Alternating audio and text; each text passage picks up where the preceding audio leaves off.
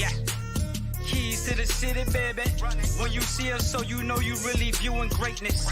In the making, double up on facts we stating. Podcasting, cruise control, city, state, the nation. So what you saying, what we saying, prime information. Facts, keys to the city, we unlocking the statements. Streaming every Friday.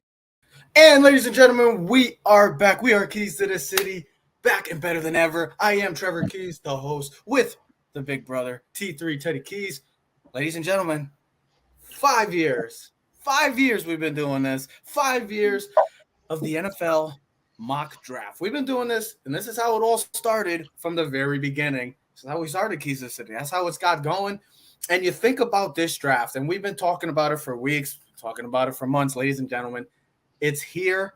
Today is the day, the NFL mock draft. We're going to get it going, but in a couple hours from now, we are going to have the NFL actual draft. The rumors, the reports, all of that will finally come to a close. We will have some picks. We'll have some new teammates. We'll have some new players going into the NFL. But Ted, before we get into this draft quickly, have you ever seen a draft in recent memory that you can sit here and say, I don't know what's going to happen right from the get-go at pick one, all the way to pick 250? I'm trying to think recently off the top of my head what draft really comes to mind.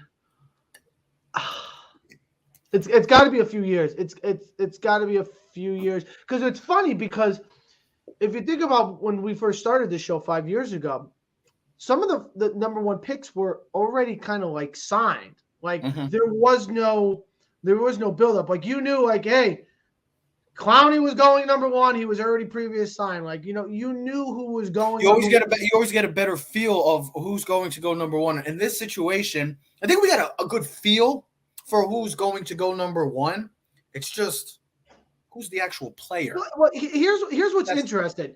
You know, it's something that I know we're going to talk about on tomorrow's show. But you said, like, what prospect stands out? Is there a superstar? There is no superstar that really stands out. There's no Reggie Bush. There's really no Myles Garrett. There's no Trevor Lawrence. There's no Peyton Mannings. There's not that one guy. But there's a lot of great talent in this draft. And that's what makes this draft so interesting, even though some people might not think so because there's no superstar, is because when we start with the number one pick, and you're going to start with the number one pick when we start doing our mock draft, is there's three guys, maybe four, that are up for the number one position. And they're all have an opportunity to be significant starters and superstars in this league. The question is, who is it going to be? Is it going to be an offensive lineman, or is it going to be a pass rusher? We know it's going to be one of the two. We just don't know where it's going to fall.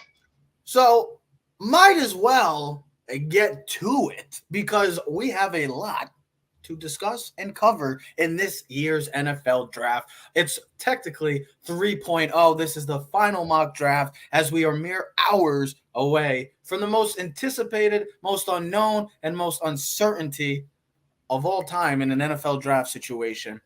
Let's get underway with it.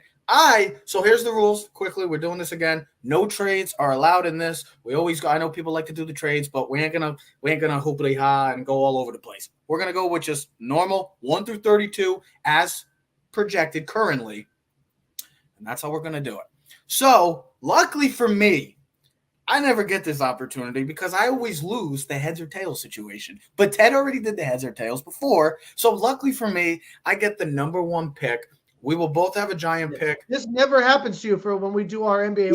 Even when in the NBA draft, bro, you always get Team LeBron. I always get Team Giannis or KD. So I get lucky. But let's start off with the Jacksonville Jaguars, the number one pick again for the second straight year.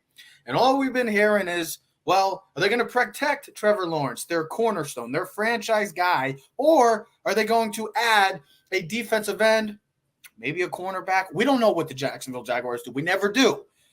But there is some buzz right now currently stated that Trent Baalke, the GM, likes Trayvon Walker.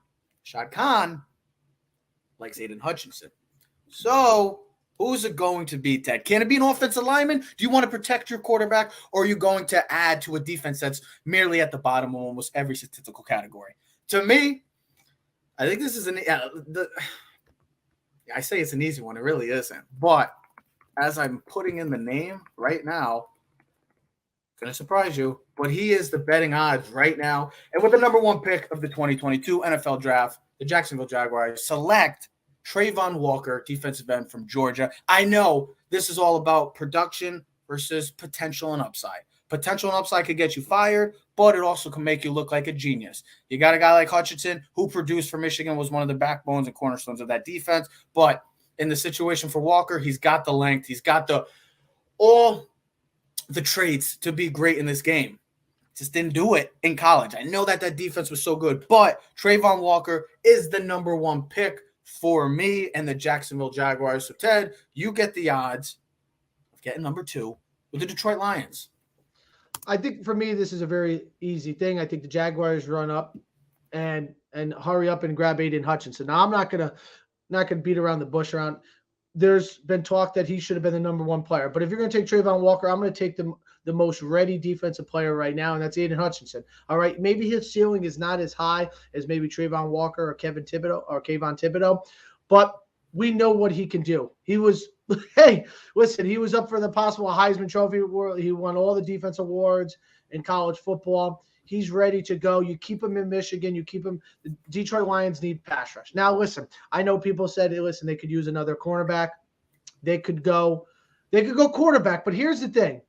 None of these quarterbacks deservingly so belong in the first round. But because we live in a world where quarterbacks have to go in the first round and we always overspend or overvalue quarterbacks, they're going to go in the first round.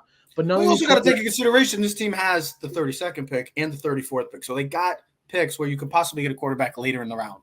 Exactly. And none of these quarterbacks between the 5 really stand out. Yes, Malik Willis has the most talent. But like I said, when I started this conversation, Aidan Hutchinson will be the number 2 pick for the Detroit Lions. He's going to give them versatility. You can put him inside. You can put him outside.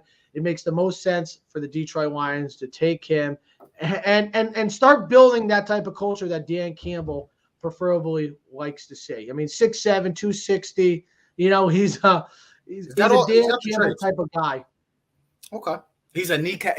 As Dan Campbell once says, he's a bite the kneecap type of guy, Ted. And that's what they need in Detroit. And I think this is a home run threat. Anytime you get a player that has been rumored for months now to be the number 1 pick, and to get him at 2, you don't have to move, and you need pieces everywhere, that's a home run for the Detroit Lions. So no surprise.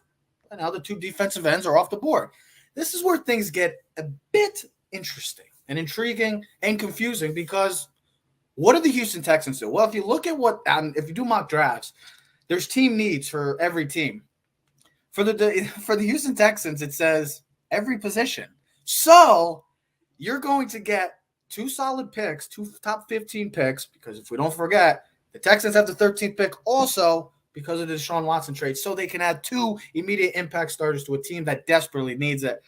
And I'm going to go with another surprise. And this is a guy that's been getting a lot of buzz recently. And to Ted, I think he might be the most overall best player in this draft. And that's cornerback. Yes, cornerback. But I'm going with Derek Stingley. Are you pretty much following suit of your own mock draft last night? In the sense of what I've been hearing with buzzes, word, rumors, Twitter. They're going to go cornerback. They're going to go cornerback or offensive line in this. It's just which one is it? Is it going to be Derek Stingley? Is it going to be Sauce Gardner? Is it going to be Ike Ekwonu? Or is it going to be Evan Neal, the big guy out of Alabama? I went with a team that needs it. They just lost Justin Reed to the Chiefs in free agency. They need to go add secondary help. They need pieces everywhere. Let's just say that. They need pieces everywhere. But that's why I'm going to go with cornerback Derek Stingley. I know it's maybe a bit of a surprise, but I'm going to go with Derek Stingley with the number 3 pick in this draft. So, Ted, you get the honors of picking the New York Jets. Yeah, I mean, this is really getting interesting because all signs for me when we were doing mock draft 1, mock draft 2, even when I did last night, I said, listen, I want you to do your own mock draft. I'll do my own mock draft. Let's compare and contrast. Let's see, because we usually, when we do this, we do it together, right? We go, okay, Trev, what do you think? And Trev, what do you think for 4? I'm like, you're like, Trev, Ted, I've been hearing stuff about, Becton, and he's not in the offense. I'm like, but their offensive line is pretty solid. They have Robert Saleh. They need a pass rush. We know they need a pass rusher, and we know they need secondary help. Sauce Gardner, Ahmad Gardner makes a lot of sense here for the Jets at 4. Thibodeau, which, Joe Douglas is really infatuated with. There's so many issues. I mean, the Jets can lose in this position because one of these guys could be a superstar. My thing is this: you're a defense coach. You want defensive guys. All right. So what's more important for the New York Jets? Is it pass rush or is it secondary? Mm-hmm. But now you're telling me this morning that Joe Douglas doesn't think Becton's going to play. There's issues. I think it's all false narrative. I think the Jets stick to the defensive board and they go Sauce Gardner. They need secondary. They need a number one corner. A lot of people have him as one of the 3 best players in this draft. If he falls in number 4, you get an impactful secondary guy. You need a number 1 cornerback, man. We know what the importance of having a star corner in the league. Ahmad Sauce Gardner from Cincinnati is the pick for the New York Jets. I know Giant fans are going, oh, geez, we just missed out on a guy like him or Stingley. But don't worry, Giant fans. Your pick is coming up next at number 5.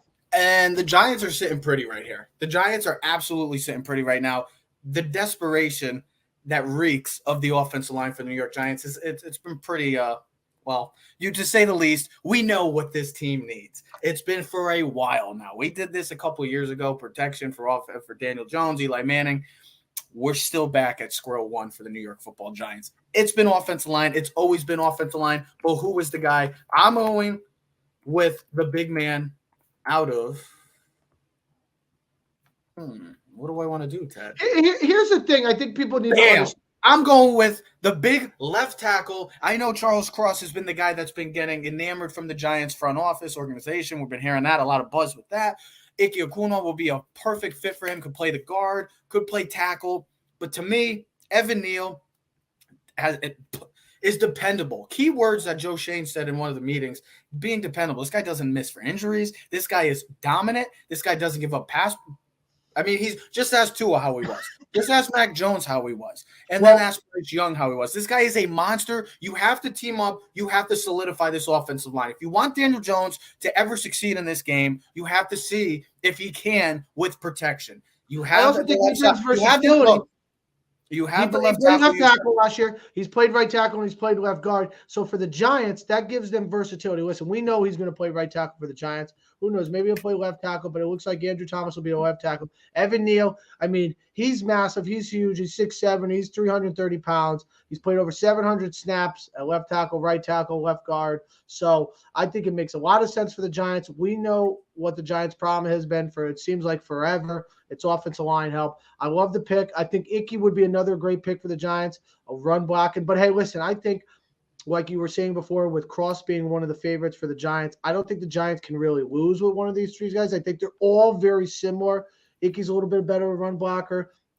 Cross, he's a dominant pass blocker coming out of that Mike Leach system. And then, of course, you have Evan Neal, who's a combo of both, I think. You know, he's phenomenal at pass rushing. He only gave up 1 sack last year, and it was like the last play of the college football national championship. Yeah, so I mean, he's phenomenal. He's huge, and people go look up his split box jump from a year ago when he's training for Alabama. The size he is and what he can do, capability is quite amazing. Okay, you're back on it. Continue. Here's why I have a lot of issues with this 6 picks because of Panthers. Is this where we first see the quarterback that could be going tonight? Oh, see, here's the thing. They need offensive line help too. They need a lot of help. They a couple years ago they went all defense. They need offensive line help. Does any of these quarterbacks scream upgrade over Sam Darnold? Does Kenny Pickett really scream I am better than Sam Darnold? For me, it doesn't really scream. I'm getting the same guy. That's to me what I think, Ted. And Malik Willis has the highest ceiling, but I mean, you know, we talked about this before. Potential can get you fired. You know, I did my personal mock draft last night. I had Evan Neal going 6. You took him at 5. You had Icky going 6. So I'm going to take that. Listen. None of these quarterbacks deserve to be in the top 10, and I'm probably wrong in this. We're probably both wrong. This is probably where the Panthers look to trade out because they really don't have a pick, I believe, in the 2nd and 3rd round. So if they can trade back to 10 or 12 or 15 and still get one of these quarterbacks, I think the Panthers would be enamored. But I'm gonna steal it from you off of your mock draft last night. I'm gonna say that they take Ike Ekwonu, the tackle from North Carolina State. I just think it makes the most sense. Listen, they want to run the ball with Christian McCaffrey. He's one of the most dominant run blockers in the game. He's an immediate starter. He, at least whoever the quarterback is now in the next 10 years, he can at least give them protection. They need serious help on the offensive line, and it makes the most sense for the Panthers. I'm going value over some guy that I don't know if Malik Willis is ready. Ted, we've seen this in the past with a team like specifically, let's say, with the New York Giants, who also had the number 6 pick, and a team that's desperate. When you're desperate, you do desperate things, as the word says. When you're desperate, you'll do anything you can to keep your job. And Matt Rule is in the situation where he needs to figure it out because his time is ticking as Panthers head coach. So is it going to be the offensive lineman or is it going to be the quarterback? The only quarterback that I would consider in this situation, Ted, is Malik Willis because of the potential that he has has a strong arm. He's got the ability to extend plays, and I think that's huge, a huge value in today's NFL. So I love the pick. I think Ike Okunwa is going to be a stud, and this offensive line was, like the New York Giants, ranked 31st and 32nd. These two teams, awful with rankings across the board with offensive line. Ike Okunwa, you get a home run threat. So, Ted, you're up on the board again with the number 7 pick of the New York Giants. Okay, so they already got one. They took the offensive line and Evan Neal. Do they decide to go now defense? Now, the 2 corners are gone. Is it going to be defensive line now? Yeah, it's definitely defensive lineman now because the way our draft has fallen. I think if either Stingley or Sauce is sitting there at 7, I think the Giants run up and grab either one of those guys. They got the tackle at 5, so you got to be pleased with this. You just told me, and listen, we've done a lot of homework. We read as much as we can possibly read about. We're on Twitter, on all things. There's no cornerback deserving of this spot. I tell you, a sleeper pick would be Kyle Hamilton right here. His versatility, his flex, his ability to play deep safety, short safety. He can play the blocks. He can blitz. Martindale loves versatile safeties. You team him up with Xavier McKinney. Listen, no tight ends are going to be running up the middle of the field and beating our linebackers. You know, you could play a nickel coverage and have, like the Giants had where McKinney and Logan Ryan, and when they had Peppers, you could play that 3 safety look. It gives, I mean, he's a big safety, 6'4", 215 pounds. I know he didn't run a great 40 time, but we've talked about this before, you and me personally, because guys play football, even though not at a high level, is there's football speed and there's track speed. Kyle Hamilton can do everything they want here. That would be my sleeper pick, but I think, Trev, we've been screaming about it just like we've been screaming offensive line. It's going to be the defensive lineman, and I think because of his potential and ability. Listen, who's it going to be? Him and the guy who went number 3, Derek Stingley. If you asked us 2 years ago when they were freshmen, who would have been the number 1 pick? It would have been Those Stingley. are the 2 top players. Would have said last year, Ted. Last year. I think if he falls to number 7, I think the Giants run up to the board. You get an athletic who needs some work on his hand movement. He's not good with his hands, but he's got the best first step in the draft of any defensive lineman. And hey, let's get him running around the corner and let's put some pressure on these quarterbacks. It's Kayvon Thibodeau from Oregon. And I think the Giants are looking at 5 and 7. Man, I got my starting right tackle. I got my pass rusher. So far, I'm 2 for 2 in what the Giants have done. Do you agree with this pick? Yeah, I mean, how can you not? In general, I mean, this is, to some, maybe the best player in this draft, and to some, probably the most polarizing player in this draft. Because what are you getting? We've heard Myles Garrett's name. We've heard Jadeveon Clowney's name because of teams, guys that have all the talent in the world, but coming into the process, what was their character like? What was their want for football? What was the need for football? What was their passion for football? Well, Myles Garrett has delivered to be the guy that we all portrayed him to be, which is a dominant force in the SEC, and he's become a dominant force in the NFL. Jadeveon Clowney took a little longer to kind of get into his groove. But this guy has all the tools to be a perennial 10-plus sack guy in this league. And if you're a Giant fan right now, the only guy you could consider maybe at this situation, maybe Jermaine Johnson. I've heard a lot of rumors with him possibly going. I like him. I personally like him. I would probably – this was my Giant team. I would take Jermaine Johnson. All right? That's me personally. I think the Giants are gone. It's not what I would do because I'm not there. All reports says the Giants have done a lot of homework on Thibodeau. They've scouted him really hard. They brought him for meetings. They've Zoomed him. So my thing is, if you're going to do this much homework on this guy, then he's higher on your board than you have Jermaine Johnson. But here's the thing. if Tibbs is gone and say this is the run of defensive guys where offensive linemen, the guys that are falling, and the cornerbacks go and Tibbs goes, then the Giants, Jermaine Johnson would probably be a possibility. I know the Giants are looking to trade out, and that's also where I said before a sleeper pick with Kyle Hamilton, maybe at number 7, giving them versatility. The secondary can match up in the box and can play deep.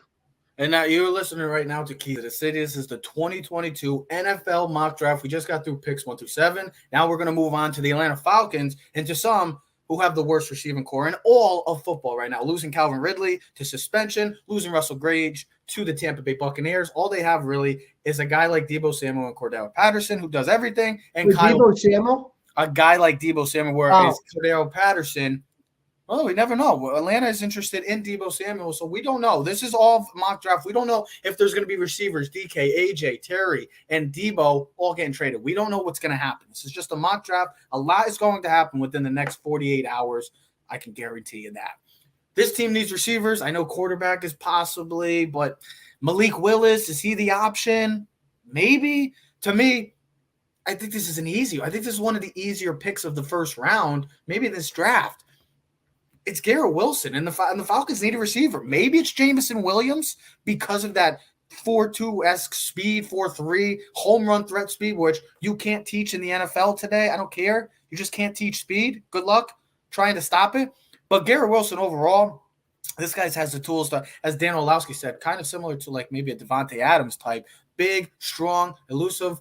I like Chris Olave more than Garrett Wilson because he's a smooth route runner, and he just seems like every time he's a bigger. Every time he catches the ball, bigger, more physical receiver. Trev, you saw. I mean, he was. I just think me personally, when I see Chris Olave, I felt like every time he scores or getting the ball, it was a touchdown. Like Garrett Wilson doesn't have the elite speed, but he doesn't have the elite speed. He ran in the 4.4s. But he doesn't have elite speed. I'm reading what people say. This is what happens. Listen, can he get open? Can he make plays? He's got top speed. There's a difference. He's got top speed. And that's what you can use in today's NFL. So Devontae Adams didn't have elite speed either, but look how it's turned out for him. So I'm going with one of the easier picks of this first round. He's the favorite to be the first receiver off the board as well. Yes, first receiver is off the board. Ted, you are back. No, you're the odds, bro. You're back. Odds. No, I'm not. I'll let you take over. No, take the odds. Continue because I go back to back. All right. Yeah, so because you gave me the Giants pick. I'm doing the evens. You're doing the odds. Stick with number 9. You have the Seattle Seahawks. I already have my Jets pick in mind. So okay. Well, I got my pick easy too. This is a team that desperately needs offensive line help. This is a team that needs defensive line. This is a team that's in complete rebuild mode. Quarterback is a possibility. Malik Willis. You just moved on from Russell Wilson. So do you decide to go with, to some, the most athletic and the best overall quarterback in this draft, and Malik Willis, and give him about a year or so maybe to learn under Drew Lock and this team? But I'm going to go with protection. Seahawks going with the third best offensive lineman in this draft, and that is Charles Cross from Mississippi State.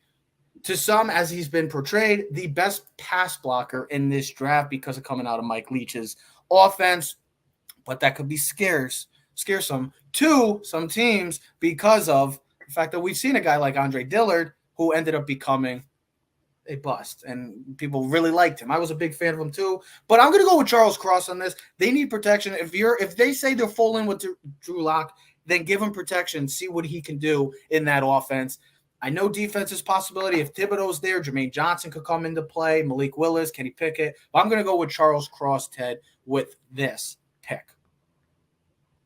Listen, I love it. There's nothing wrong with it. A lot of people project him as the best tackle in the game of coming out of this draft class. I mean, we know what he can do. He comes out of the Mike Leach system. He's a dominant pass rusher. So, there's nothing wrong. And you fill a void, especially Dwayne Brown not being there. And you got to build the interior, man. You can have all these receivers and running backs, but it don't matter if your quarterback's looking up at the stars. Now, I already typed my number 10 pick in. For me, this is really easy. For me personally, this is easy. Now, there has been a lot of people saying, listen, they love Drake London to the Jets, right? Big physical receiver, creates separation, can really, after the catch, make things happen. But I've seen what this league has become.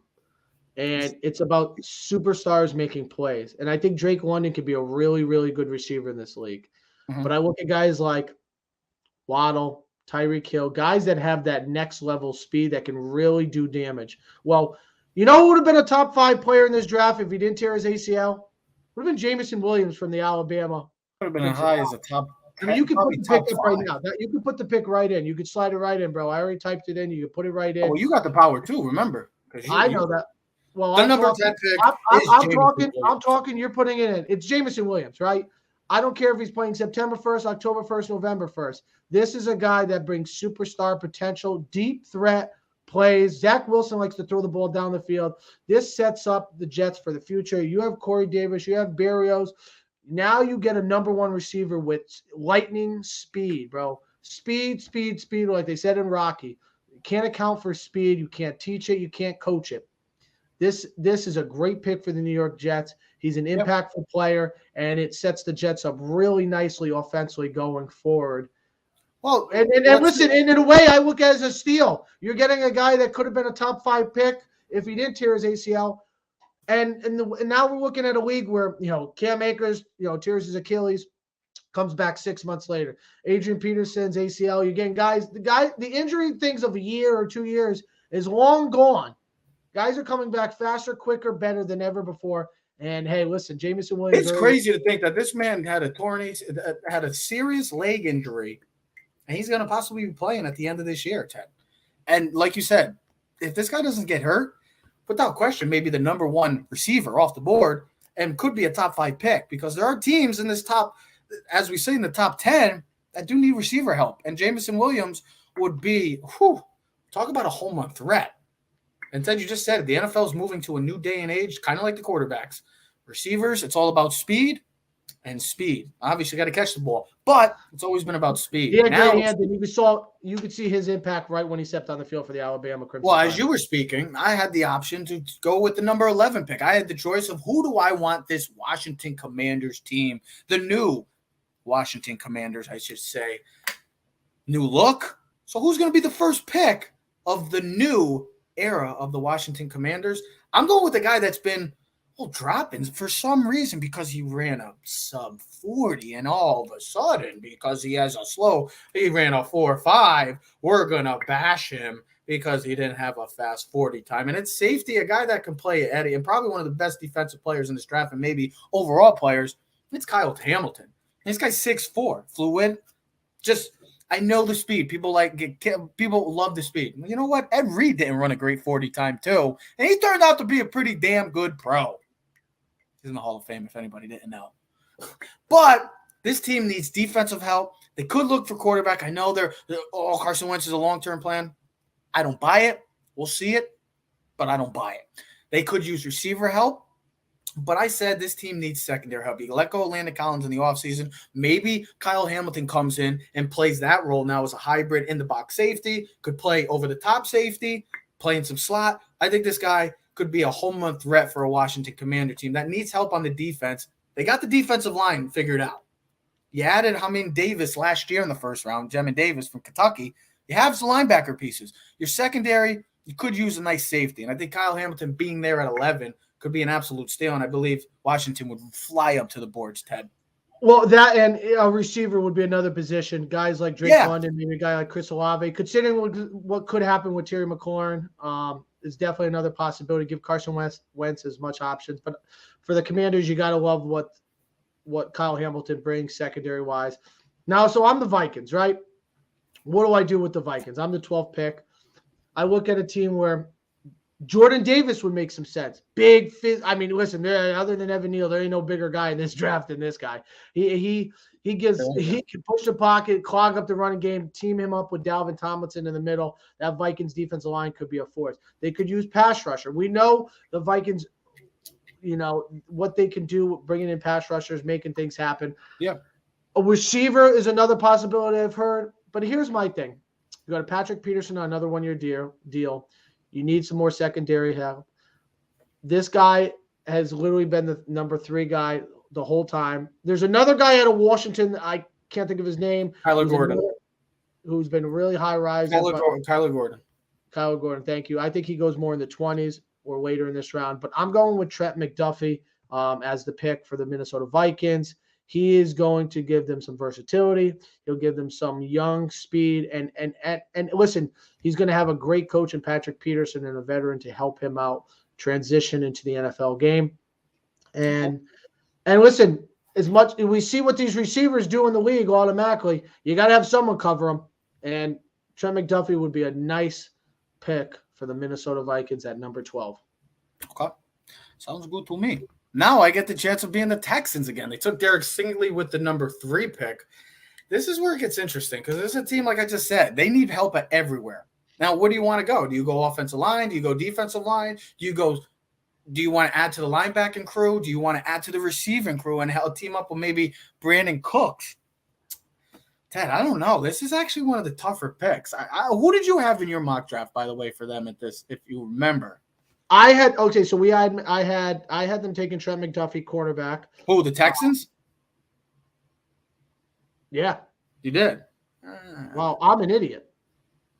I'm looking. I had them taking Gardner and McDuffie. Wow. At least one of us has got to be smart. See, here's the thing. I would look at this. Here's where I would look at if I'm the Texans. Receiver help. You could get a young talented receiver and Drake London if he's. I got my pick. You also here's another one. They need receiver help. Jermaine Johnson would make another good pick. They need receiver help. They can use to an offense that was pretty anemic at times last year. Help out Davis Mills.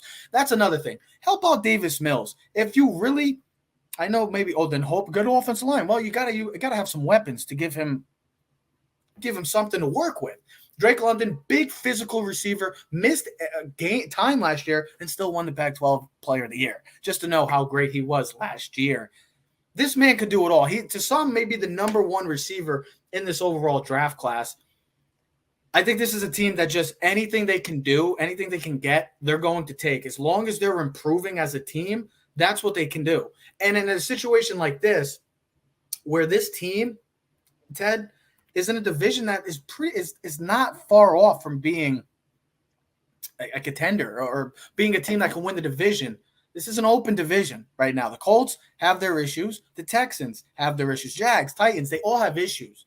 It's not an AFC West. They have opportunities. And if you could get 2 plug-in pieces right off the bat in the top 15, you're doing something right. I'm going to go with the big physical receiver, Drake London out of USC, to help out Davis Mills in that offensive core. So now I'm up. I got the Baltimore Ravens, the number 14th pick, right? They have some holes. Things I've read Jordan Davis. He's one of those ones where we don't know where he's going to go. He can go anywhere from 10 to 20 or even 20 to 30. There's so many possibilities because when he ran that 40 time at 6'6", 341 pounds, it changed the whole ball game. They were thinking more late first round, early second round. Now he's talked anywhere between 12 to 24. I think it makes sense to put Jordan Davis here. Could support the run game, help out. You also, I've heard, they need tackle help. Ronnie Stanley's coming off injury.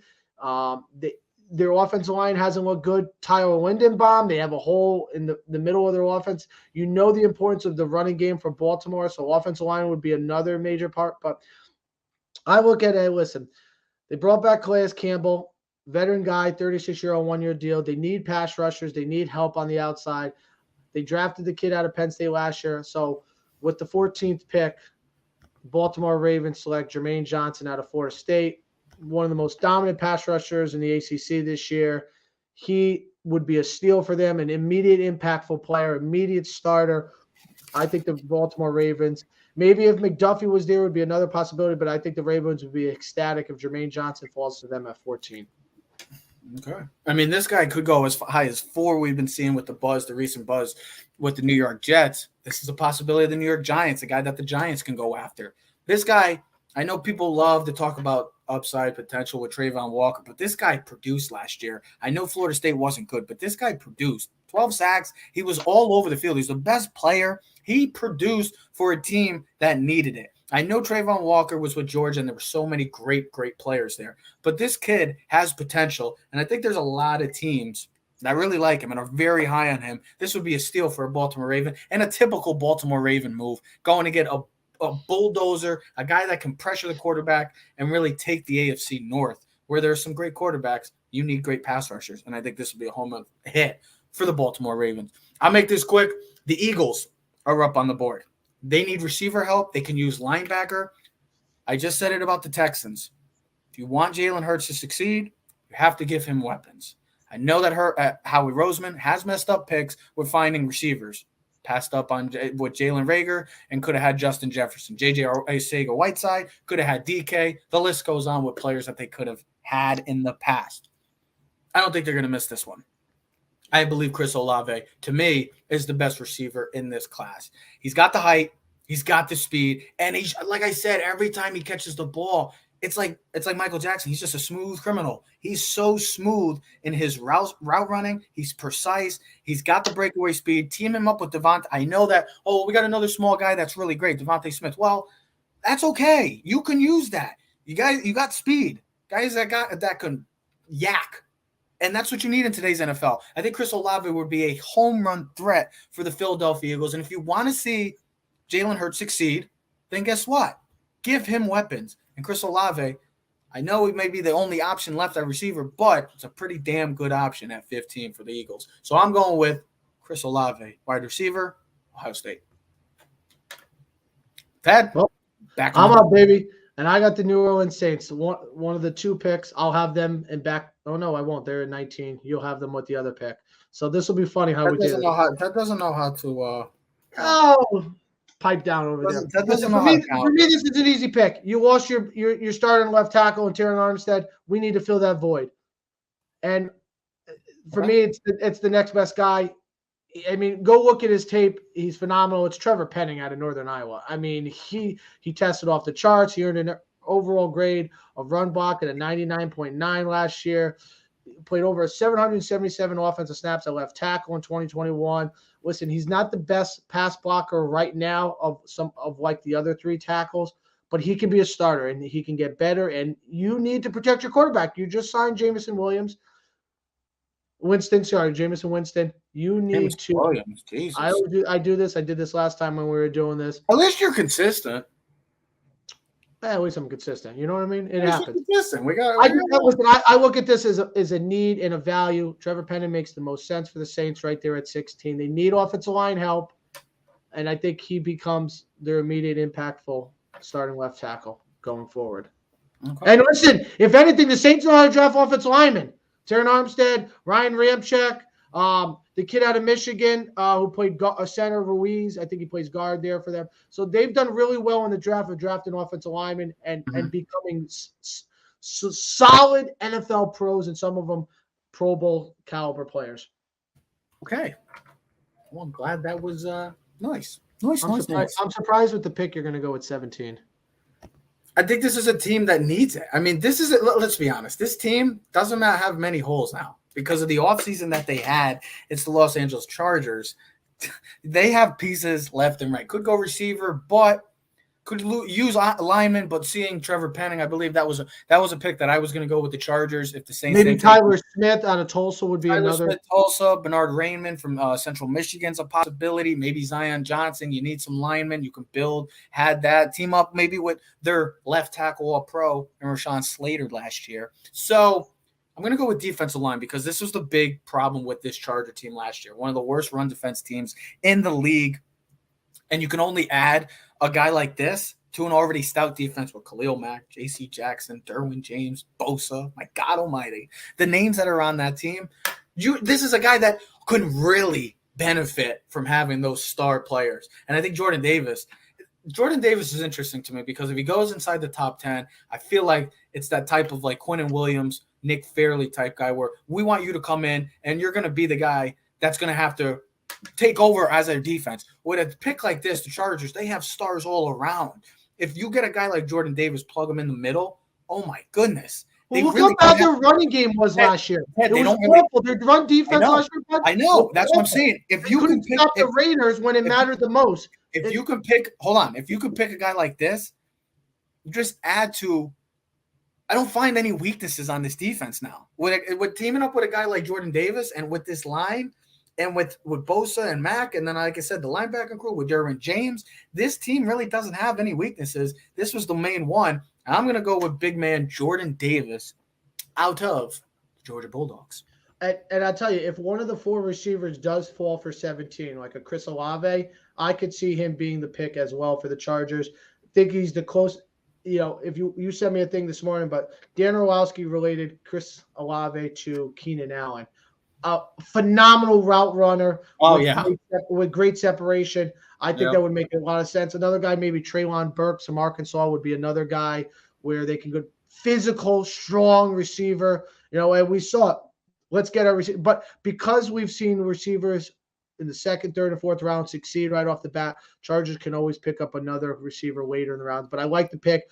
They had a big issue last year in stopping the run. Jordan Davis would be a significant fill in the role. So, 18th pick. Who's up? It's the Philadelphia Eagles with their second pick of the draft. Eagles can go a lot of positions here. They can go pass rush. They can go linebacker. They can go secondary. What do we go with 16? Who do we go with them? Who do we go with them? You took Olave, right? So we got an offensive. I took 15, yes. So we got to go defensive side of the ball. We got to get someone to be an impactful player. Now, I went with Devin Lloyd. All right, I went with Devin Lloyd for the Philadelphia Eagles. I watched all the linebackers last year. Nakobe Dean was phenomenal, but he's a little undersized, and I wonder if it's a little too early for him. Another guy might be interested is Quay Walker out of Georgia. He doesn't have the star stats that his teammate Nakobe Dean was. But listen, you and me, Trevor, we really watched this guy last year. And I remember when we started the draft thing. It was hard to try to watch a lot of these Georgia teams because in general, there just was so and it's hard to tell when Jordan Davis is hogging up 2 blockers, and then Trayvon Walker, the number 1 pick, is coming off the edge, and you have Nakobe Dean, and then you got Quay Walker, and then you got secondary guys.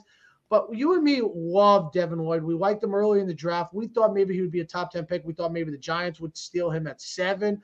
But if he falls to the 18th pick for the Philadelphia Eagles, I love it. I love it for the Philadelphia Eagles. He adds versatility, sideline to sideline linebacker, can play all 3 downs. Who he reminds me? Maybe he's not as athletic or as fast, but he reminds me of the linebacker from the Tampa Bay Bucks that played for the LSU, and that is my man Devin White. I was waiting for you to jump in and say, my man Devin White, man. I remember you guys back. And listen, if you get a guy like Devin White at 18 for the Philadelphia Eagles, you got a superstar. Yeah, you're right about that. I love Devin Lloyd. I think this guy has really, really come into his own this past year. Was the best player on that Utah team who, that's Oregon. Was just dominant. They took control, and Devin Lloyd was the main reason for that uprising in Utah. And I think Utah just produces great players. I really do. I just think they're one of the consistent programs that not a lot of people talk about that produce great pros or solid or above average pros. I think Devin Lloyd would be a home run threat for a team that needs it defensively, maybe secondary here, maybe a Daxton Hill you could possibly think of, put him as a corner, maybe transition him as a safety too, or he's a safety as it is. Maybe you can use him in the box, play some slot, but Devin Lloyd, I think that's a home run threat, Ted.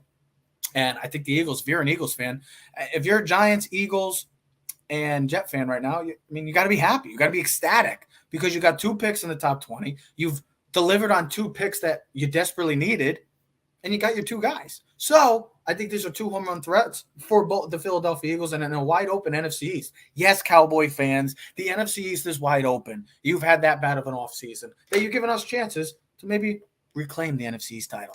But let's get into the number 19 pick, and it's the New Orleans Saints again for pick number 2. We went Trevor Penning at 16. Ted picked Trevor Penning, so they shore up the offensive line. I think we're going to go add some weapons. For Jameis, I know they've been dealing with this whole Michael Thomas situation feels like it's been going on forever, but I'm going to go with the big man out of Arkansas, Treylon Burks. I think he's been sliding in the boards too. A lot of people liked him because he's physical, he's big, and I think the Saints need that type of guy. Michael Thomas, we've always bashed Michael Thomas because he was the slant king, never could beat any defenders over the top. I think Treylon Burks is that type of guy. He's got the length. He's got the height. He's got the catch radius. He can make big plays. And Jameis likes to throw the ball deep. We know, if anything, that Jameis Winston likes to take shots. And we've seen it in the past because he's led the league in turnovers many a times. So this is another great pick for a team that has already 2 picks. Now we get into number 20. And if you haven't noticed with our mock draft so far, and we're going to be posting it we're going to be posting pictures in a little while too of our most recent and our final mock draft 3.0 is the Pittsburgh Steelers. And we haven't had any quarterback come off the board, Ted. But listen, I didn't want to make this. I don't want to make Kenny Pickett. We haven't seen Kenny Pickett. We haven't seen Malik Willis. We haven't seen Desmond Ridder, Corral. Listen, so first of all, we know people are going to bash us because this, there's going to be at least one quarterback taken before the 20th pick, and we're probably two. Of course. Here's the other thing, and if this was a normal show where we were talking about this, I would have made an argument that the Saints are going to take a quarterback at 19. What do you mean this is a normal show? We are a normal show, damn it. Yeah, but I'm letting you speak, and then you're picking your pick, and vice versa, right? So that's the good thing. Got to keep each other quiet. There's people look at the Steelers, and I'm like, they still have a lot of holes. Their offensive line needs significant help. Yep. All right. I would love for them to add another pass rusher to team up with Watt to help them out. They could use some secondary help. But I look at the most important position in football. And what is that? It's the quarterback position. We have not drafted a quarterback position, and this is where the first quarterback for us comes off the thing. I'm going to take the hometown guy, the guy that's right down the street, right? It's Kenny Pickett from Pittsburgh. It's Kenny Pickett. I saw he's the most pro-ready quarterback coming into this class. He's right down the street. You draft him. I mean, they've done this before when they drafted James Conner out of Pittsburgh. Why not? He's right down the street. The scouting report should be every day. He literally was playing in your stadium. Kenny Pickett makes the most sense. He is the most pro-ready. I get it. Malik Willis might be the pick. He might have the highest upside. But at least Kenny Pickett can come in day one and start. And you're not guaranteeing anything with Trubisky. That's the thing. Okay. Kenny Pickett could be a solid pro for the Pittsburgh Steelers going forward. Why not keep the Pittsburgh native right there who played there for his first 4 years in college? So I had the 20th pick taken. Pittsburgh's taken. Pittsburgh. I'm a bit surprised because I saw a different name up there. And to see that you ended up going with Pickett, it's a bit surprising because I think this is a team that's right on the cusp of being a Super Bowl kind of team. Well, then you got to start Pickett because Malik Willis isn't coming in day one and starting. But my thing is he any better? It's kind of like the Sam Darnold. Is he any better than Trubisky? We don't know that. That's what I'm trying to say. Listen, he was, what was the stat? Kenny Pickett on third down last season, 11 touchdowns, 0 picks. I don't know. He broke Dan Marino's record for touchdown passes at Pittsburgh. He was phenomenal for them. So he had to be – it wasn't playing – I mean, listen, Malik Willis couldn't throw a touchdown pass against Division I teams last year when he played Ole Miss. And what the hell does that mean? Who cares? What does that mean? Can't throw a touchdown pass in a college football game where everyone's throwing 5-6 touchdowns? Give credit to the defense. Great, I'm great. He can run around. Give credit to the defenses. I need to listen. I look at the quarterbacks in that Watson, Lamar. Okay, that's fine. I mean, what is this going to be? The most athletic class? I mean, we're going to have Malik Willis. We're going to have Deshaun Watson. We're going to have Lamar Jackson, and who's the other team? Oh, and then Joe Burrow. So guess what? Who won the division? The guy who could stand in the pocket and make all the throws. Joe Burrow. I don't think Kenny Pickett is going to be that guy, but hey, they need a quarterback. Maybe could have added some secondary help. I'm going to go. I mean, it's a pick that we'll be talking about, and we don't know where any of these quarterbacks are going to go. We don't. Just like we don't know any of these players. Who's going to be drafted number one? We have a feeling of who it could be. We just haven't seen it and haven't actually heard it officially. So let's get into the New England Patriots. The top 20 is done with, and we get into the back end of the NFL draft. I'm going with cornerback, and this is a very simple pick. Andrew Booth. You just lost J.C. Jackson in free agency. We know how Bill loves his defensive schemes, and I think this is a kid that is starting to fly up the boards. Andrew Booth, to some, is maybe the best corner in this draft. And there's some great corners, but this kid is athletic, got great ball skills. I don't know if you've seen the play, Ted. He was the one that literally jumped like 20 feet in the air and dove across a receiver and his cornerback and made the pick. It was just a fascinating play. This kid's an athlete. This kid, I know he's dealing with an injury right now, but he's an athlete. He can play all over the field, and you know how Bill loves corners, and you know what he can do with those corners. So I'm going to go with a team that needs the cornerback help because you just lost All-Pro J.C. Jackson. It's Andrew Booth, cornerback out of Clemson. Ted? Ooh. All right. So I'm typing it in, but so here's where I think a lot you are gonna you're gonna be a little confused. Well, I didn't like your Kenny Pickett pick. I didn't like the. It is what it is, Ted. That's why so the Green Bay Packers are up, right? Oh my God! And this is who they're gonna take. You're killing me, man. They're gonna take the offense. They're gonna take. You're just as bad as the Green Bay Packers freaking front office. Yes, because they fired. Because they do such an exceptional job of finding great talent in later rounds. I showed you a thing that ESPN had posted last week where they have gotten the most value since 2011 in rounds 3 through 7. I look at 22 and go, all right, if Treylon Burks was there, maybe they steal him, right? But I don't look at any receiver going where I have to get at 22 that I can't go get at 28, right? They're at 28. Yeah, 22 and 28. Correct. I can go get a Dotson from Penn State. I can go get Watson out of North Dakota State. I can go get Sky Moore out of Western Michigan. I can get George Pickens from Georgia at 28. I don't need to rush off at 22. I want to continue building my offensive line. The Packers do such a phenomenal job. Let's protect my quarterback and my investment that we just spent a ton of money on. We can still find later depth there. Listen. Do I even think they have the 22nd pick? Probably not. They might probably go trade up to go get one of these 4 receivers, Trav. But if the way the market falls right there, I'm going to go take an offensive lineman, Tyra Smith. This is what the Packers do, bro. He's got over 1,700 career snaps at offensive line. He's one of the best football players. Offensive line. You're crazy. Physical, he's fascinating. What do you do? I mean, you're crazy, bro. You're freaking nuts. I can't believe you did that. I really can't. You're just as bad as the Green Bay Packers. Hey, listen.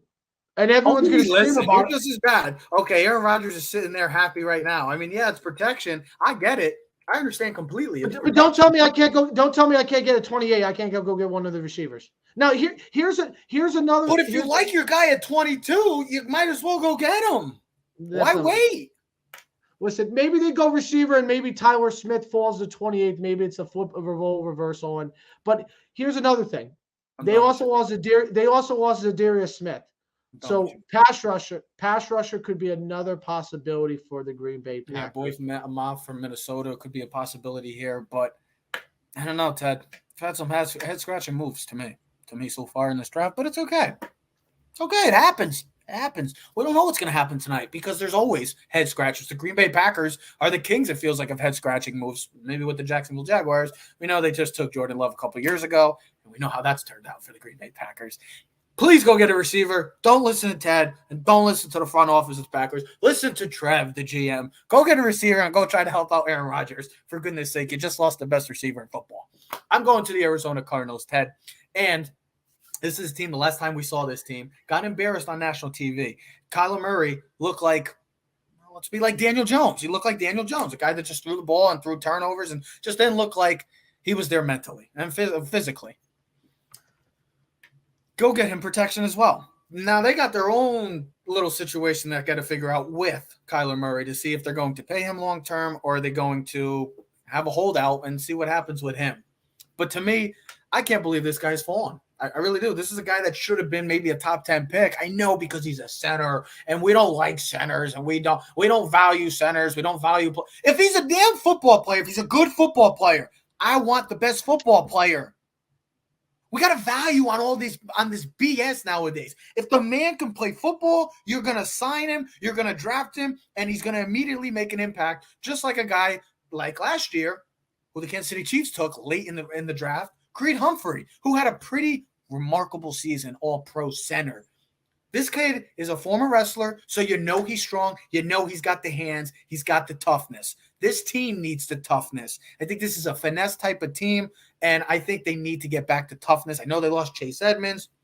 You bring back James Conner, but got to figure out your Kyler Murray situation. Get him protection. And Tyler Linderbaum, the best center in this draft overall, and maybe the best overall lineman. Don't know yet, but maybe the best overall lineman. To fall to 23 is an absolute steal. So I'm going center, Tyler Linderbaum from the University of Iowa, Ted.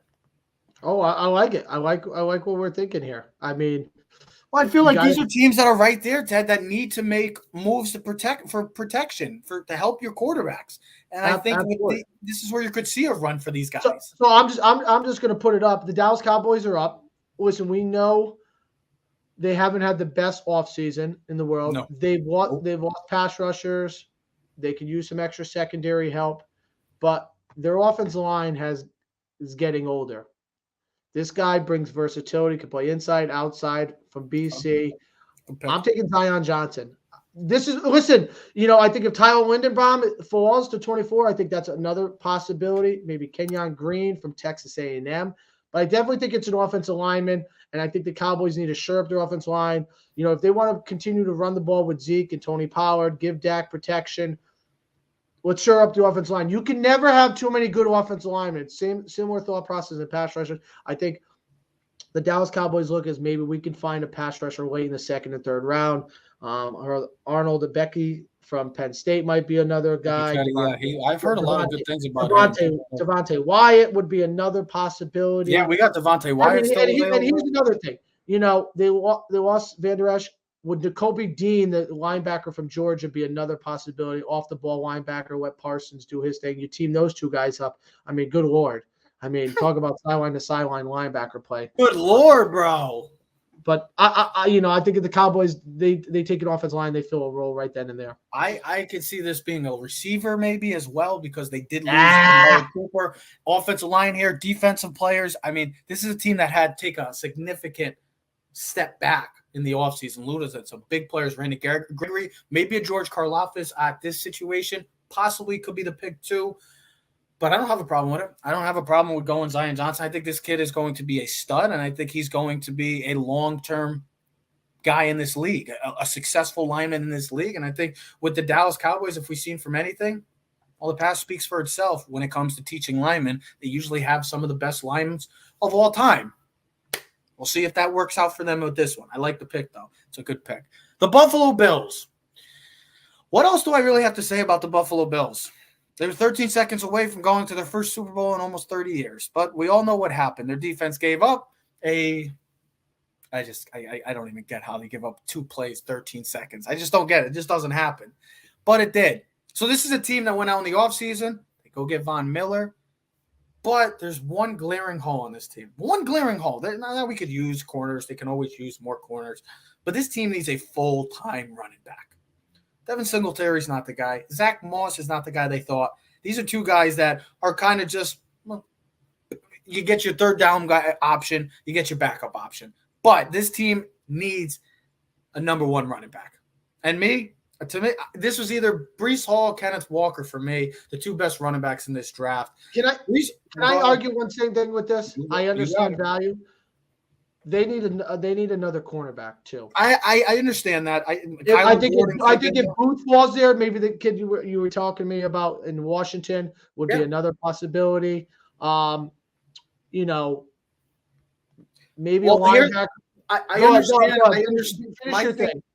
My thing is this is a team that doesn't have a lot of needs. Let's say that. No. And this guy, Breece Hall, excels in the passing game.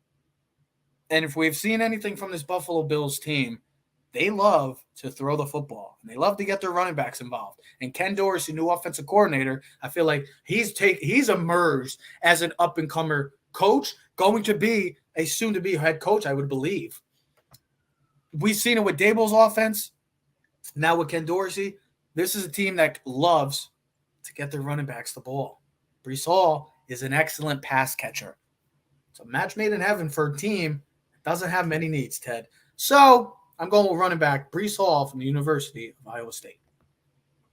Very good, very good. Now listen, they're if there's one team that really they're the Bucks of this year. I feel like they're a team that just you can just add. You don't really. Can I tell you something? I'm looking at the draft, and I know there'll be another quarter we're missing on Malik Willis. Like everyone's like, where is Malik Willis? Malik Willis. I get it. He's probably long gone before this draft. There's trades. I tell you, I look at that 27th pick. Imagine if that even fell. that was something I go, if I had the 27 pick, I would have stunned you and took Malik Willis. I know I'm at 27. Oh, I got the 27 picks. And I'm saying I would have took Malik Willis because, listen, Brady's probably playing 1 year. Do I decide to go with that? Do they sit Malik Willis for a year and do something like that? But they also have defense. They haven't re-signed Sue. They can use some offensive line help too to protect Brady. But I'm at 26. It's the Tennessee Titans, right? I look at they need some extra pass rushing ability. They could go offensive line here. Maybe Tyler Smith, as I did as a tackle, would be a really good value pick. If the Packers don't take him. Yeah, I'm looking at Matt Miller's right now. Zion Johnson. This is a line pick. I feel like. Do they take Kenyon Green from Texas A&M? But yeah. I am taking the pass rusher from Purdue, who at beginning we thought maybe a top 10, top 15. But if he falls at 26, George Karlaftis, I think it makes a lot of sense for them. He is a hard nose, can play the run, can play the pass. He reminds me of a Mike Vrabel type guy. Something that we wouldn't be talking about Kadarius Toney or other guys is his work ethic and motor is constant and it's nonstop. And he's going to give you, listen, his upside might not be significant like some of these other guys, but I look at a guy that's going to give me 110% effort all the time on every play. And that's the type of guy that I want my team. It's a good value pick and it adds another versatility to the Titans who could listen. They had a really good defensive line last year. Let's add more to it. Let's continue to put pressure on these quarterbacks. Let's continue to dominate the defensive line, because we dominate the offensive line with our running game. Let's dominate the defensive line. Let's win both sides of the ball, and let's win our division again. And the Tennessee Titans take George Karlaftis, defensive end from Purdue. Okay. Well, we're getting into the back, and now we got down to the final 5 picks. We're getting down to our final 6 picks in the Tampa Bay Buccaneers, a team kind of like the Buffalo Bills that I just said, don't have a lot of holes, but it seems like offensive line, maybe interior defensive line could be the 2 glaring needs for this team. Losing Alec Carpet, Ryan Jensen. Oh, Ryan Jensen came back. They still have Ryan Jensen. They lost Carpet.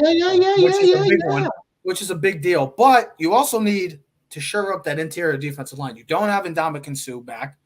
You just signed Vita Vea to a big contract. Why don't we give the big fella a little help and add another bulldog to the board in defensive tackle Devontae Wyatt? I know that he has some character issues, but this Buccaneers team, if you're winning, the character issues go out of the way. We all know that. If you're losing, that's when people start to notice it. And this is a team that has Tom Brady, and if you get a Devontae Wyatt, who is very talented, maybe even more talented than Jordan Davis, who we had going in early the top 16, I believe we had Jordan Davis going. At 17, I had him. 17. Devontae Wyatt has all the tools to be successful in this league. It's just, can he stay out of trouble? His character, usually the character ultimately wins sometimes with players that have major red flags. But I'm going to go to shore up that defensive line and add to our already stout defense. Maybe go secondary here. I'm going to go with Devontae Wyatt, defensive tackle, Georgia Bulldogs. Nice. We got a lot of Bulldogs coming up. So, you yelled at me for the first pick. Let's not press the need. We need a receiver. I'm about to say, what the hell, man? It took you so long. This is what the Packers do. No, because you're not the Packers. I am the Packers. This is awful. And this is what I think the Packers will do. They're gonna, and if they don't trade up, and like I said, if they don't take him at 22, maybe they trade up and go get one of these. But Jahan Dotson, wide receiver out of Penn State, makes a lot of sense. Great route runner. Catches. I'm getting calls right now. Aaron Rodgers blowing up my phone. Literally catches everything. Now again, he's a little undersized, 5'10", 178 pounds, but he's got insane ball skills. Go look at his one-handed catch against the Ohio State Buckeyes last year. He's very experienced, but he can do everything. Middle of the pack explosiveness. Listen, it's a value pick. They added Marquise Valdes-Scantling. They brought in Juju Smith. Yes, I understand they brought in Tyreek Hill, but with McCurl Hardman and now Dotson, who run after catch, great hands. Oh my God, I'm talking about the Chiefs because I was just reading about the Chiefs. Holy cow, I'm all over the place. I'm talking about the Chiefs because I'm looking at them maybe taking a receiver. Wait, why'd you pick the Chiefs pick? Look at you. You're all over the place. You're taking my pick for 29? This is not how it works. You got 30. You know what? I didn't even realize that. This man really doing this to me. Listen, I was jumping the gun. You're all over the place, Jay. Well, I think that's a better pick than what you picked. They lost We can move on to the 29th pick. Let's move on. It's going to be a receiver. It's going to be Dotson. Let's move on to Dotson here. I got Dotson. No one cares. No one cares. Listen, I do not like this pick for you at 29. Oh, so it took you 28 picks to finally say it's not a good pick? I'll take it. That's fine. But this is another team. They lost their secondary guy. They got the 30th pick. Doesn't matter. You have the power. Hey, you have the power to select that. So this is a team, if we know, has been the cream of the crop of the AFC. It's the Kansas City Chiefs. Well, they just made a huge move this year, probably the most surprising move this entire offseason, in trading away speedster Tyreek Hill, all-world speed Tyreek Hill to the Miami Dolphins. Well, you get multiple picks. That's a good thing. But you lose a talent like Tyreek Hill and a guy that you can't teach this speed. So I found the replacement. Maybe it's not going to be the actual replacement, but you're going to add to. And I feel like this guy would be perfect for this team with the way they run that system. Andy Reid with Mike Kafka back then, Eric Bieniemy, quarterback coach, or Kafka was a quarterback coach. But their offensive scheme, the way they run stuff, short, intermediate routes, crossing routes, get guys with speed in space. And I think Sky Moore is going to be the pick for me. I know he's small. I know that people are going bonkers right now, but he's 5'10", I know, 195, but he's got phenomenal quickness, plays with strength, and a route polish. He's smooth. He's kind of like to me. I'm surprised you didn't go with your guy from Georgia that you loved. Oh, yeah, I forgot about George Pickens. George Pickens. I was debating on Watson, Sky Moore, or George Pickens here. I went with Sky Moore. I feel like he fits the Moore system. I know they can use a big over-the-top guy. I don't think Juju's that guy for them. Hardman's going to have to deliver. But adding a guy like Sky Moore, who is phenomenal with quickness, and that's what you can use in this offense. This is the offense you've been running. I know you lose Tyreek Hill, but a guy like 5'10", 195 pounds, does that not sound like Tyreek Hill minus the 4.2 speed? Probably. And he's got legit quickness, and he's a tough player. And I feel like with a guy like that, I know it's a different game. You're going to the NFL, but we can work with that. We can work with that, and with the teams that they have, he'll be fine. So I'm going with receiver Sky Moore from Western Michigan. So I'm up at 30, and this is who the Chiefs are going to take. David Njoku, pass rusher from Michigan. Value. I don't like the pick. Value pick. He would have been a guy that would have been easily top 15. Whoa. I'm looking ahead right now to 31 and 32. Am I just done from the draft? This man just kicked me out of my own damn draft. Well, yeah, I mean, you could change 31 because I'm at 32. So I'm about to say, bro, you gotta give me something. Where's the love? They also I'm surprised, and that's the one you went with too. That's the pick you went with. I look at they need pass rushing. The Chiefs need some pass rushing ability. Listen, everything stems back like I was talking about before with injuries, guys coming back. We talked about in number 10 with Jamison Williams coming back from an ACL injury. David Njoku. The Chiefs, it's not about September. It's about November and December. Can I get a healthy David Njoku who can give exceptional pass rushing ability, help out Chris Jones in the middle? You know, they traded a couple years. The defensive end from Seattle, who I'm drawing a blank. Seattle. Remember the trade? Frank Clark. Yeah, Frank Clark, right? I think David Njoku could be a younger version of Frank Clark. A high motor, high versatility guy who can give pass. And listen, I don't think teams look at injuries no more like they did 10 years ago. Guys come back, get them in the system, get them healthy. David Njoku gives. Listen, it could also be Daxton Hill or Sign from Georgia, but I think they could find value in secondary later in second, third round. I think they need pass rush ability. You got to work the two offensive lines and the defensive lines. And I think they need pass rush. I think David Njoku would be a great value pick for the Chiefs at number 30. Well, let's not forget, this team also needs some secondary help, and I wouldn't be surprised if they were looking at secondary, maybe a Kyler Gordon here or Kyer Elam. Oh, my God, Matt Elam. I think it's his cousin from Florida. So I wouldn't be surprised if a corner goes off with the Chiefs here. So we're down to our final two picks. We have the 30th, the two teams that made the Super Bowl, the 31st and the 32nd. Now, I want to, before we finish up this, these are just our picks.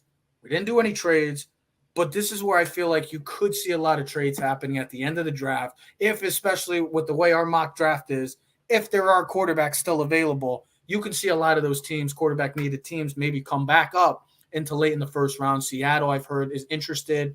Maybe a Desmond Ridder, Matt Corral. But we're going to stick to what we have. And 31, the Cincinnati Bengals. The big issue was offensive line. I think they did a pretty solid job in the offseason, signing La'el Collins. Do you wanted protection for Joe Burrow? You got protection for Joe Burrow. They got their guy. Help.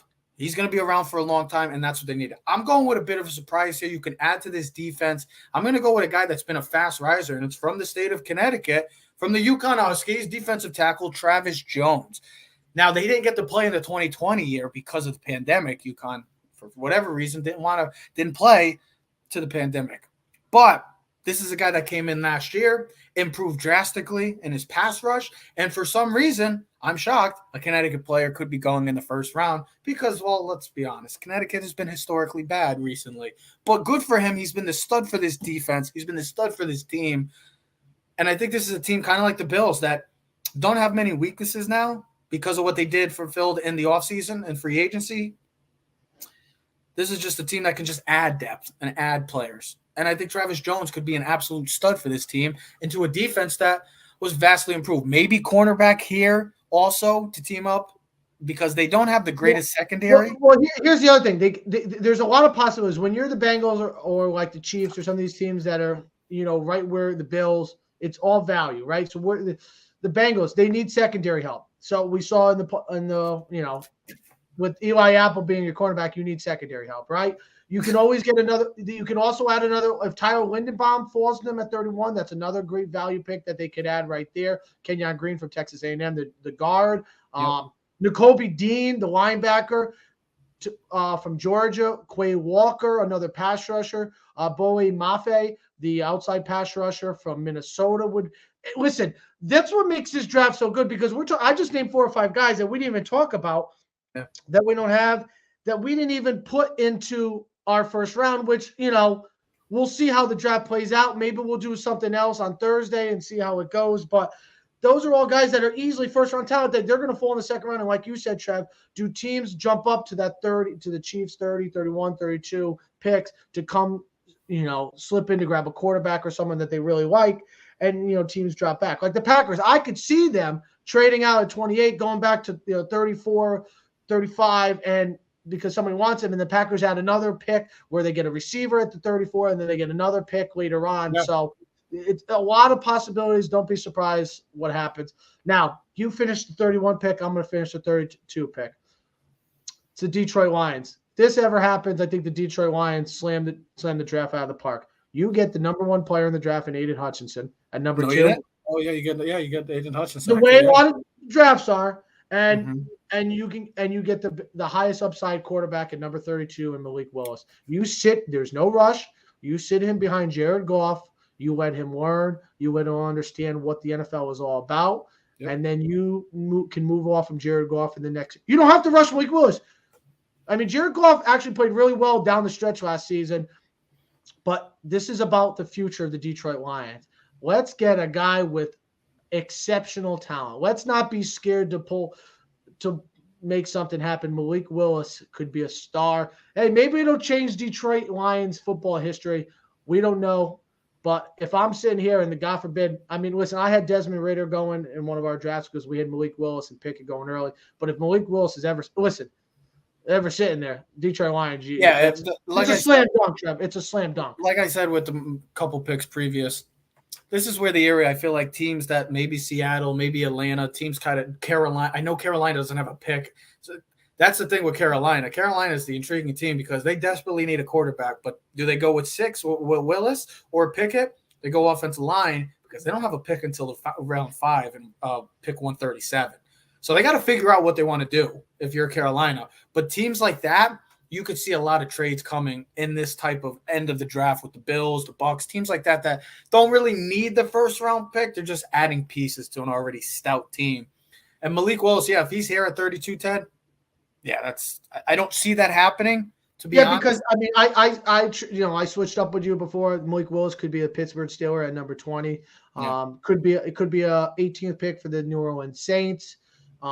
If 6 could be another possibility for the Carolina Panthers. Atlanta would make another sense. That's what I'm saying. There are teams in this draft that I could see coming back up into this pick because the Lions. You also got to remember they got the 34th pick, so they're pretty good. They're pretty set up fine for draft picks. We're going to see what happens. We are mere hours away from the 2022 NFL draft. We're going to be back tomorrow discussing all of the first round. What do the New York teams do? Where does Derek Stingley, Kayvon Thibodeau, where do these guys go? The polarizing athletes, Kyle Hamilton. And then where do the quarterbacks go? How many trades are we going to have? We're going to be discussing that all tomorrow. We're going to be getting the Joseph McGuire to join us talking about it. Maybe we're going to be even having our boy Aidan Hutchinson, who we had for the Super Bowl, to join us too and talking about the first round recap. We'll see what happens, ladies and gentlemen. All the rumors, all the reports will come to a close in mere hours. What will the Jacksonville Jaguars do? Are they going to take Aidan Hutchinson? Productivity, the production, versus the potential and upside in Trayvon Walker. Ted, you excited or what? What do you think? Yeah, because I think if we did this mock draft all over again, I think we'd have different picks. What do you mean? I think we would, if we did it again, based on how we value things, I think we could do a different thing. Yeah. I think I would change certain things if I wanted to. Well, what, my picks? Yours and mine. Then why would you not pick them if you had the opportunity? Why would you say it? Well, because I'm doing what I think the teams are going to do, not what I would do. That's why I went with the tackle for the Green Bay, which, listen, might not make sense there. Maybe they go pass rusher. Maybe they go pass rusher and receiver. Who knows? And the thing with us is we don't account for trades. So yeah, we know that there will be minimum. I say 4. I say 4 trades. We'll see. 4. I'm gonna go with. I feel like always at the back end. Picks 24 to like 32 is where I could see a lot of trades. But here's the thing. I think what you hear about is everyone wants to trade back in this draft. The Jags would love to trade back. Yeah. The Giants would love to trade back. But there's no. But the thing is, there's none of those guys. No one wants to trade up to go get someone. And that's the thing that's frustrating as for teams like the Giants that maybe want to trade back at that 7 pick or even 5. That's why it stinks that none of the quarterbacks are elite guys. Because if there was 2 or 3 guys, that's where you could easily see guys trading up. Yeah, it's not the greatest quarterback class, and there's not a team that's in dire need to go trade up. So if you're one of those teams in the top 8 that maybe are looking to trade Carolina to pick up some pieces, with the Giants at 7, if you're a team like that, you might have to just stay put and just draft the guy that is there or whoever you want, because it's not a draft that you're rushing to the board and saying, hey, we want to get this guy or trading for this guy. And it all comes back to the quarterback situation. But we'll see. Where will Malik Willis go? Who will be the first quarterback taken tonight? All in all, it's all over with, ladies and gentlemen. No more mock drafts, no more rumors, no more reports. We will be going live tonight from Vegas. It's in Vegas, Ted. I want to go back to New York. I need to go back to New York. Give me Radio City Music Hall, please. I need it back. It's not the same. It's too much. It's too much Hollywood. I just need it back to just give me the guy that's getting drafted. Well, it's an NFL draft. It's not supposed to be Hollywood, but we know how the world works today. So we'll see. One of the more interesting drafts in recent memory. Definitely the most unknown type of draft because we just don't know who's going number 1 and we don't know who's to follow after that. But ladies and gentlemen, we will be back tomorrow recapping round 1 of the NFL draft. I cannot wait. It's one of my favorite days of the year. Ladies and gentlemen, we are Keys to the City. We're streaming on all social media platforms. So comment, like, subscribe, follow, or share at Keys to the City. I am Trevor Keyes, your host, alongside the big brother, Teddy Keyes. That was the 2022 NFL Keys to the City mock draft. We'll be back tomorrow. We are Keys to the City. Yeah. Keys to the city, baby. When you see us, so you know you really viewing greatness in the making. Double up on facts we stating. Podcasting, cruise control, city, state, the nation. So what you saying, what we saying, prime information. Facts, keys to the city, we're unlocking the statements. Streaming every Friday.